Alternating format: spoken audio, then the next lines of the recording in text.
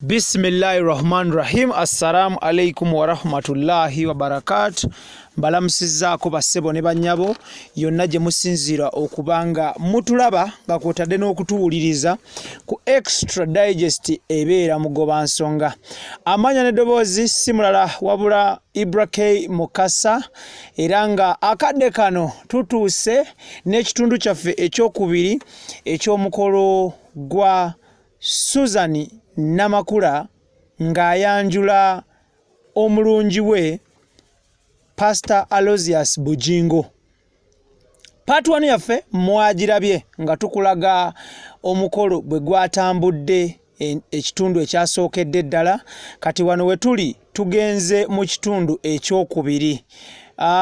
Ekitundu kino ekyokubiri tugenda kutunuulira ebintu bingi nnyo by'otalina kusubwa, era nga muno mwe tugenda okulabira engoye za mugole omukyala, mwe tugenda okuba nga tulabira yalabisa atya, kyabadde kitya. Tujja kutunuulira ebirabo, tujja kutunuulira abayimbi, tujja kutunuulira n'ebirala bingi nnyo bye weetaaga okumanya omulungi atulaba. Wabula nga embeera eriwo akadde kano, nnyongera okutegeeza nti omukolo gwo gwabaddeyo. Leaving other factors constant, omukolo gwabaddeyo. Ate nga n'embaga ejja mu bbanga eritali lya wala. Embaga ngenda kubanga nkuwa details zaayo very soon, era mu katami kuno ngenda kuwa details z'embaga nazo obeere nga ozimanya. Akadde kano straight away tutandikiddewa. Tugenda kutandika ne kye bayise ennyambala y'omugole omukyala. Dadak.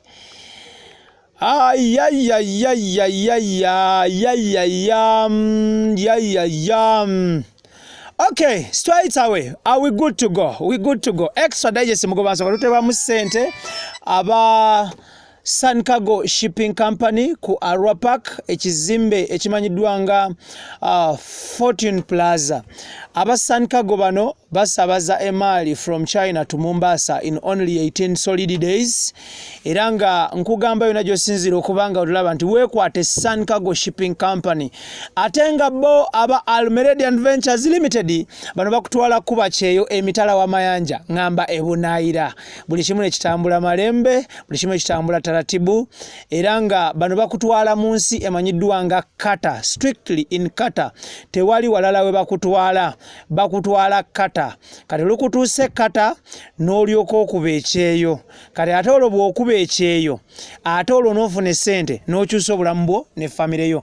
Okay, straight away tugenda kusooka tutunuulire ennyambala y'omugole omukyala. Omukyala amanyiddwa nga Susan Namakula, abasinga gomanyi nga Susan Makula, eyeddira olugave olunaku lwajjo yayanjudde mwana munne Pastor Aloysius Bujingo, era nga omukolo guno gwabadde ku Ntebe Road mu bitundu by'e Kawuku wabadde omukolo, era nga buli kimu kyatambudde bulungi nnyo. Yes, tugenda kutunuulira ennyambala y'omugole omukyala. Ennyambala y'omugole omukyala eno tugenda gitunuulira tutya. Tugenda kusooka tutunuulire yakyusizza emirundi egisoba mu 8. Yasoose n'ajjira mu Gomesi, n'addayo n'akyusa, n'akomerawo era mu Gomesi, n'addayo n'akomerawo era mu Gomesi, n'addayo n'akomerawo mu Mushanana. Mu kukomawo omushanana gwe yabadde ayambadde this time round nga guliko gwabadde gwa pink nga kwotadde ne ka gold ne diamond akatonotono, gwe mushanana gwe yakomeddewo nagwo omulundi ogwazzeeko. N'addayo n'akyusa. Mu kuddayo kukyusa yakomyewo nga ayambadde omushanana nga gwa pure white nga guliko ka red akasaamusaamu era nga guliko ne kayero akasaamusaamu era nga omushanana guno yabadde agute kugamba banaye abategere engoye zino munansonyiwa kala zino zinsuubwamu yayambadde emishanana gy'abadde ena kyengenda okugamba omushanana ogwabadde ogwazzeekaawo gwabadde gwa yes nagwo gwabaddeko white then naddayo n'akyusa mu kuddayo okukyusa yakomyewo nga ayambadde gomesi ng'eriko yellow ng'eriko ne gold ng'eriko ne diamond n'amapeesa ennaku zino okay amayinja bagayita mayinja sorry amayinja agamasaamasa era ng'omumwe yasalidde keeki okay okutunuulira wonna omugatte makula okusinziira ku mukyala yayambazza makula yayambadde emiliyoni zaabadde where is it makula yayambadde emiliyoni zaabadde 43 miliyoni 43 zino zirimu kinaki ogenda kunyiiga oyombe because gwe mulimu gwo but ababitegeera tebajja kunyiiga tebajja kuyomba gwatabitegeera ogenda kunyiiga era otandikidde nawo it is up to you it's fine no worries genda maaso n'okunyiigako ababitegeera tebanyiiga balina mu kuŋŋamba nti nga yayambadde ssente ntono miliyoni 43 so muno mulimu ki mulimu gomesi ez'enjawulo mulimu engatta ez'enjawulo okitegeera mulimu pendants ez'enjawulo okitegeera mu miliyoni 43 nzikumenyera yayambadde buli lugoye lwagenzenga n'engatto temwabaddemu ngatto ya mitwalo 10-15 ngatto ziri beyond that money mubimanyi abambazi ali mu kukomentinga nga anyiigano tabimanyi era tetujja kunenya so miliyoni 43 zaggweredde ku mugole omukyala n'emperekezeeye miliyoni 43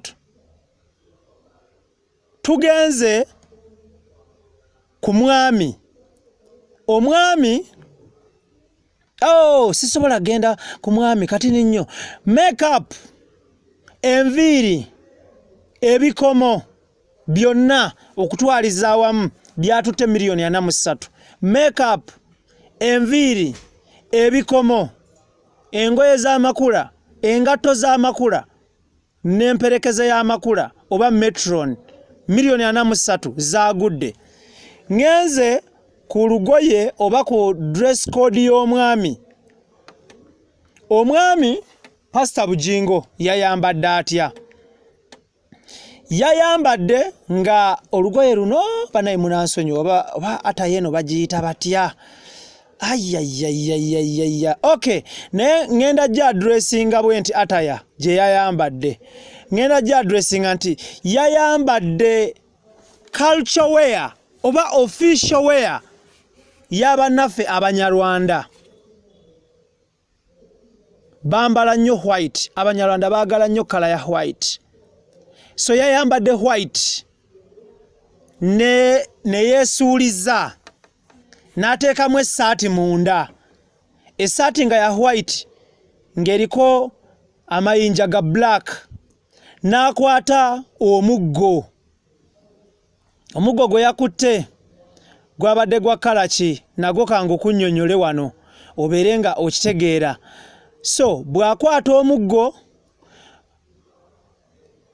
gwabadde gwa black white gwaddeko kala ya white ne black then kye yeesuulizza kyabadde kya white munansonyiwa engeri gye njogeramu ebintu bino simanyi dress eno webajja gundi this kind of attire bagiyita so don't comment ng'ombuukirabuukira nkugambiddewo I'm not so aware so ntereeza butereeza but don't just okitegeera so kaakati emperekezeeze oba abamuwerekeddeko abawerekedde ku omusumba Bujingo bo ne bambala nga nabo beesuuliza nga bambadde shirts za white naye bo ne beesuuliza white ne basibako black okwawukana ate ku ye so omwami ye nga ye yenga ye single handedly yeyambadde emiliyoni n'abamwerekeddeko zabadde emiliyoni 15. Muno mulimu ki? Muno mulimu makeup, mulimu ennyambala ye, mulimu engatto ze, mulimu okumukolako, okumusala enviiri, mulimu omukola pedicure, mulimu omukola manicure. Bamukuusa ebigere, bamukuusa engalo, ne baziyoyota, ne bamusala enjala, ne bamuyoyota omutwe, bamukolako ka makeup akasaamusaamu ng'omwami, akasaamusaamu of course. Miliyoni 15 ne zigwa ku ddongo, tezazza engulu. Gattamu awo. Eyo nkujjeeyo, tugenze ku ba ushers. Abaana ab'obuwala babadde bambadde kala ya purple ng'eriko ne black. Ba ushers wonna omugatte baba spendingiddeko emiliyoni zabadde 6 n'emitwalo 8. Ba ushers 6.8 million ba ushers babadde bakunukiriza 50 n'omusobyo. Ba ushers abaana ab'obuwala. Eyo nga nkujjeeyo tukiridde ku birabo. Mu birabo ebyaleeteddwa ngenda bikumenyera nabyo, then male nkukubiremu ssente, naawe osobola okubyamu eyo. Kubyamu nga nange bwe nkubyamu. Why? Because mulimu okunyiiga, mulimu okuzimba emitima n'okuwakana. Kubyamu nange nga bwe nkubyamu. Bw'omala okubyamu ebibyo ombulire gy'obitwala. Nze byange mbikuteeredde ku Extra Digest mugoba nsonga. Mu birabo baalese crates za soda ezikunukiriza 2. Naye nga babadde baleeta ebirabo baataddewoko crates ntono nnyo because zaabadde tezigendawo zonna. Almost 200 crates of sodas. Baataddewo crates ntono nnyo olwa space era nja zikulaga. Baalese fridge ey'ekika kya Hisense double door. Abatera okunywera mu fridge zino abazigula mumanye ebbeeyi yaazo. Saagala nnyo kwogera wano kintu omuntu akuba enduulu. Baalese fridge ya Hisense. Ne baleeta cooker. Ne baleeta washing machine. Era nayo weeri wano njagala njikulage washing machine. Osobola okubanga ogyekkenneenya bulungi nnyo. Oshegeera. Baalese suitcase. Zino ez'ebbeeyi ezirinnyo ennyonyi, sigamba zino ze twagenda nazo ku ssomero ez'eddebe. Suitcase ze baalese zaabadde 18 mu colours ez'enjawulo, eza leather ne plastic. Baalese ndi mu birabo baganda bange. Tuli fena ndi mu birabo byokka. Ne baleeta sukaali w'ekika kya kakira, sugar wax. Nga sukaali ono baalese obusawo bw'ekiro 55. Obusawo 50. Ku display ne batuwako obusawo nga 20 because byabadde tebirina we biraga. Baalese ebirabo ebiri wrapped omuli amagomesi n'amakanzu nga bino byatotolinze ku miliyoni. Ebirabo byokka ebiri wrapped amakanzu n'amagomesi n'ebikooyi. This is a culture wear for Buganda. Byabadde bikunukiriza mu miliyoni 15. Baalese butto ebidomola 20, ebidomola bya lita 2, ebidomola 2. Baalese ensawo z'omuceere kilo 55. Baalese omuceere, baalese basmati. Abali b'omuceere mumanyi kye ntegeeza. Kilo 55, obusawo 50. Ne baleeta bino babyebyanzi. Adaye baalese ebirabo.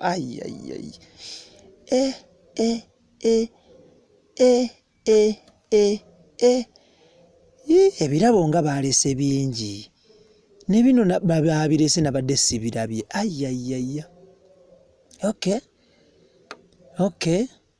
Baalese omunnyu, salt, nga muyitirivu nnyo kutiya ezikunukiriza mu 10 baleese entebe ey'olugalamirizo ne baleeta sofa set pure leather mu maduuka ag'ebbeeyi edduuka sijja dikubira kalango naye ng'edduuka eryo ebintu libijja Turkey, China, France.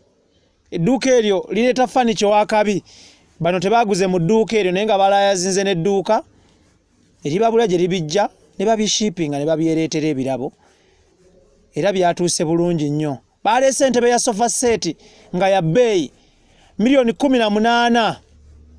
Entebe ya sofa set 18 million sofa set baleese seti zabadde nnya nga buli seti ya 18 million. Ku byamu eyo olabe bino si byakuwakana si kusika muguwa.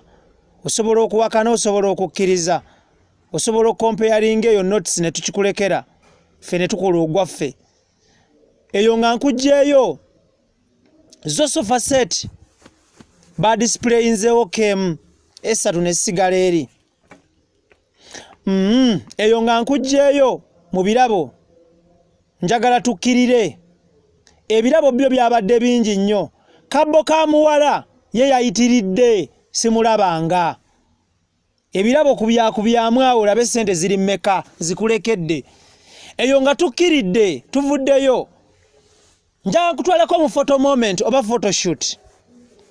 Photoshoot eno teyabadde mpanvu nnyo kubanga abagole bazze bamaze obasetinga nga bababuulidde mugenda kukola pose zetwasembayo okulaba ku mukolo gwa Nnaabakyala wa Bungereza n'omugenzi ebbaawe era ze pose ze baakoze nga pose ziri on point. Photo booth sisobola butajoogerako Susan's Kwanjula. Photo booth bangambye bagikoze bukozi era photo booth eno yamazeewo sente enfofoolo. Waliwo ampereza message nangamba abantu beeraliikirivu nnyo tobabuulira nnyo sente. Photoshoot era nga omusumba bugingo bambye ebifaananyi n'abagenyi ab'enjawulo n'emikwano gye egy'enjawulo ne bakyalibe ab'enjawulo ne banywanyi be ab'enjawulo n'abakozi ba Salt ab'enjawulo ne bannamawulire ab'enjawulo okutwaliza awamu. Eyo nga nkugjeeyo njagala tukkirire tutunuulire kye bayise abagenyi ab'enjawulo. Mu bagenyi ab'enjawulo mwabaddemu Ibrahim Mukasa ayogera naawe. Mu bagenyi ab'enjawulo mwabaddemu abayimbi nga Catherine Kusaasira, Maureen Nantume, omuyimbi Levixon, omuyimbi Baby Cool, King Fid Django, XXL yabaddewo nga bano baweesezza omukolo ekitiibwa. Mu bagenyi ab'enjawulo abalala mwabaddemu Professor Kayiwa owa Kayiwa International University. Professor Kayiwa yabaddewo yatusabidde ng'omukolo gutandika yatusabidde nga tugenda okulya yasabidde abagole era moment eyo ngenda gikuwa ogirabe ng'asabira abagole.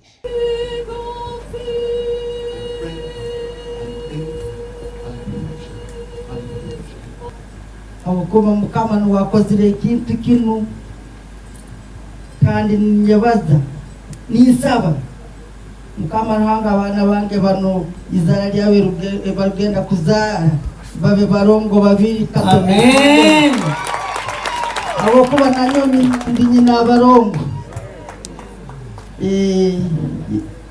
yonna mbisayo ebitabo lya Yesu Kristo omwana wo. Amen. Kampe Mukama yebazibu nnyo. Ekimu ku bintu ebyamanyisa Bugingo ne Susan era ekyabanjagasa ennyo lwakwagala Yesu. Amen. Era ekinyimiriza wano okusaba lwakubanga baagala nnyo Yesu, bakoleredde nnyo Yesu, bamwagala n'omutima gwabwe gwonna. Era saagala basabire ng'emikono njagala nga bwekigambo kigere bwe kityo kubanga basobola okukolera wamu ne batambuza enjiri mu nsi yonna. Kakati Katonda yalina obuyinza ku buli kintu nga bwe ngambye yatuwa obuyinza okusaba. Lwekyo nsaba mu linnya lya Yesu Kristo Mukama waffe. Yesu gw'empeereza eyantuufu. Yesu yatandikawo revival eno mwe tuli olwaleero emyaka giyiseewo okusukka mwana mwesatu mwenda. Mukingo mwabuulira ne Susan enjiri. Nsaba Katonda wange essala zaabwe zibalina mitima gyabwe ziddibwemu. Amen. Ekyokubiri nsaba olunaku olulungi ne future ennungi. Yes. Nga mama wawe wagambye n'okuzaala abalongo n'ebirala bingi. Yes. Kubanga eri mama waabwe anakyalowooza kati kigenze mu maaso okuba kibabaddeko. Kakati era nsaba Katonda abakuume mu ngeri zonna era bwe nga balabye ekintu ekibasanyusa eri abantu abala bonna bakitebenga opportunity ey'okusonyiwa. Amen. Eyo nga nkugjeeyo njagala tutunuulire emmere abantu baalidde banywedde. Saawa zagenze okwera saawa 12 nga batandise okuleeta caayi. Abantu ne banywa caayi. Ne banywa caayi owakabyawo. Banywa caayi mukalu mata coffee, mukalu mata coffee. Wano ne wali era nga kyatambudde bulungi nnyo. Eyo nga nkugjeeyo njagala naye bannange waliwo moment Bebe Cool versus Makula. Era nga moment eno yabadde yakabi nnyo. Bebe Cool nga Makula jamingira ku luyimba lwa Bebe Cool. Oluyimba olumanyiddwa nga Kabulengane. Era nga jam yabadde yakabi nnyo. Bajaminze nga Makula na jaminga Makula nanyo. Iriwa lavo omwana nalaba Bebe Cool. King Fiddy Jango XXL International hey, reggae icon out Africa Bebe Cool yabaddewo ku mukolo nagwesa ekitiibwa. Aging like fine wine, King Fiddy Jango celebrated reggae icon okuva ku Semazinga Africa. Era ng'ono bwe mulaba anzijukiza the likes of Bob Marley, Lucky Dube, Philip from South Africa. That is Bebe Cool. Atula mu reggae n'owulira kye bayita reggae icon agomedde. So Laja Pone said Bebe Cool. They had a moment with Makula. Namugamba thank you so much. Katonda akuwa omukisa. Weebale kukola kintu kino. Weebale kubeera mukyala mugumiikiriza. Abantu bakuvumye naye obaddewo n'ogumiikiriza. Eyo nga nkugjeeyo tukkiridde. Njagala nkusiigira ekifaananyi ekirala. Ekifaananyi kye njagala okusiigira ekirala kyekiriwa. Kyekifaananyi kya keeki. Njagala nsooke nkuwe keeki yokka ogiwulire ogirabe. Keeki eno yakoleddwa omukyala amanyiddwa nga Zuwena Sali Kirema. Ono mukyala wa Bebe Cool, mama w'abaana ba Bebe Cool abalungi, mukyala wa Bebe Cool omulungi, former beauty pageant. Hey, yali mu mpaka z'abannalulungi n'aziwuuta ne basaliriza ne baziwa mulala ne tukireka tugamba no worries. Ye yakoze keeki. Keeki eno eyogerwako yabaddeko amadaala 4 1 2 3 4 1 2 3 4 5 munsonyiwe amadaala ga mirundi 5 bannange mbadde nkoze ensobi munsonyiwe. Ye keeki eyo yakoleddwa mu black and white. Era ng'omukolo gwatambulidde ku theme ya black and white. Makula baby mwanyinanga omulungi ow'olugave akubye likodi wabikoze byaweddeyo. So mu mbeera eyo nga nkujjayo eyo keeki ngikulambuludde nabadde nkuba Zuwena akaama ne mugaa keeki ya mmeka nanga Ibra munanga times when we say prices z'ebintu bino ziscaringa abantu, but tell people to come and support me, period. Let them come and support me. Prices are negotiable. Ne mugamba, wow, what a marketing strategy, what a marketing language. Chala manyo okwogera. So yabakoledde cake yabadde yakabinyo ngetuukanye n'omutindo gwa nsi yonna. Eyo nga nkujjayo tukiridde lastly nga tuwunzika sisobola kuva wano nga sikusigidde kifaananyi kya entertainment yabadde katasi of Ndere Troop okusingira ddala. Salute and big respect to the big man, Mr. Rwanjezi. I love you so much, my senior. I love you so much, my father. I love you so much. Oli musajja wa Kabinyo is a great artist out of Africa. Musajja wa Kabinyo, so great and celebrated in art. Once worked with the National Culture Center over National Theatre. Large upon yourself, Mr. Rwanjezi, CEO Ndere Troop, CEO Ndere Center. Wali ekisasi. Large upon yourself. Ndere Troop yakoze performance ya kabi ennyo.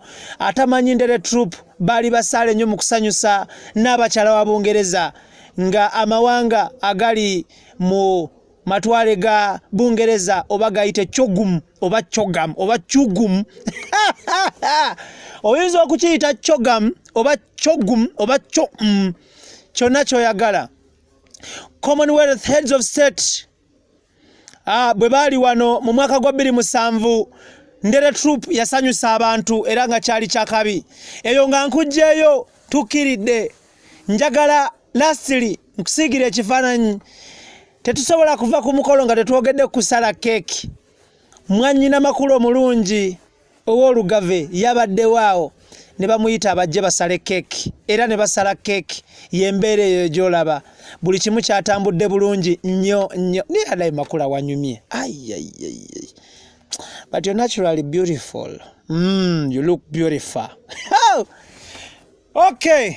Ye mbeera y'omukolo lastly nga tuwunzika sisobola kuva wano nga sikusigidde ekifaananyi. Omukolo guno nasembayo gulaba mu nsi ziri 3 ez'enjawulo.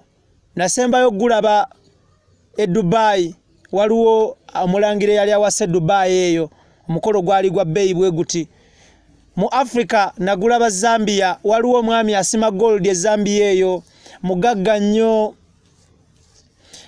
Yakola omukolo gwali gw'amaanyi. Naddamu olaba omukolo guno South Africa, waliyo omusajja nga Muhosa nga wasa omuwala Muzulu. Bakola omukolo gwali gw'amaanyi nnyo bwe guti.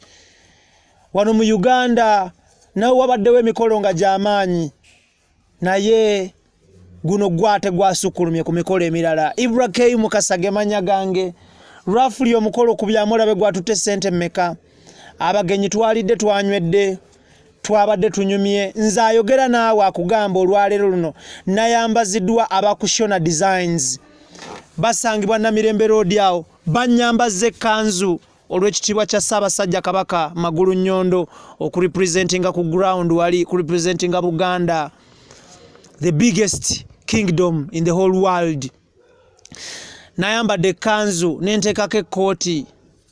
Essuuti gye nabadde nyambalidde ku kanzu kuno okusinziira ku mukyala Mami Rahuma owa Kushona Fashion Designs yangambe Ibura, this time round oyambadde cheaply olw'embeera tuli mu COVID, okusaasanya kutono, nyingi za ntono.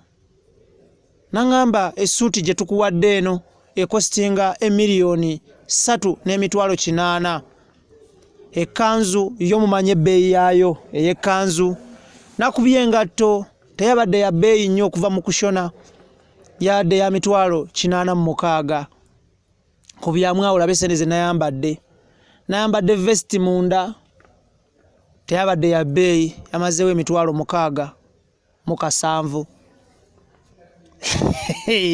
lala kushona fashion designs muli bakabinyo bambaza aba celebrities bambaza abantu ba bulijjo bambaza abaami n'abakyala bambaza abaana abato bambaza all culture wears across the whole world abakushona fashion designs bakabinyo Mami Claire lajja upon yourself Mami Rahma lajja upon yourself oli wakabinyo nyonyonyo abakozi bakushona designs muli bakabinyo kuzai muli bakabinyo enamirembe road yawo muli bakabinyo wali wonna muli bakabinyo beba nyambaza kubyamulabe nayambadde meka bwotunulira hierarchy y'omukolo eyasinze okunyuma babadde omugolo mwami n'omukyala eyazeeko okunyuma awo beba abadde abawerekedde ku mugole omwami banyumye nnyo abazeeko okunyuma beba awerekedde omugole omukyala bonna oluyiruli Bebekulu yanyumye nnyo Zuwena yanyumye nnyo Kusaasira yanyumye nnyo Levikson yanyumye nnyo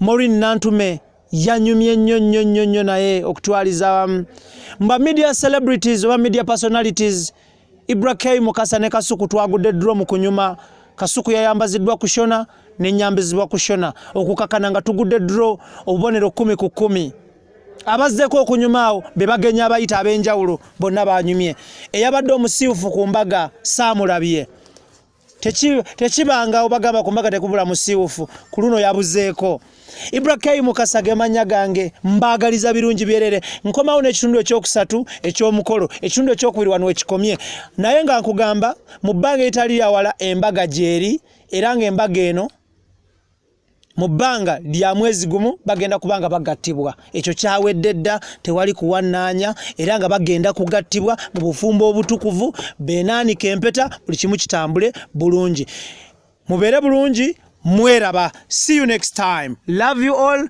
tubade tukola naba Sun Cargo Shipping Company ku Arua Park tukoze ne Roast Coffee Academy basangwa na jana nkumbyawo batendeka ba baristas tukoze ne banywanyi baffe aba Al Meridian Ventures Limited bano bakutwala kuba kyeyo kata mbagala nnyo omukama katonda abakume assalamu alaikum wa rahmatullahi wa barakatuh mbagala nnyo see you next time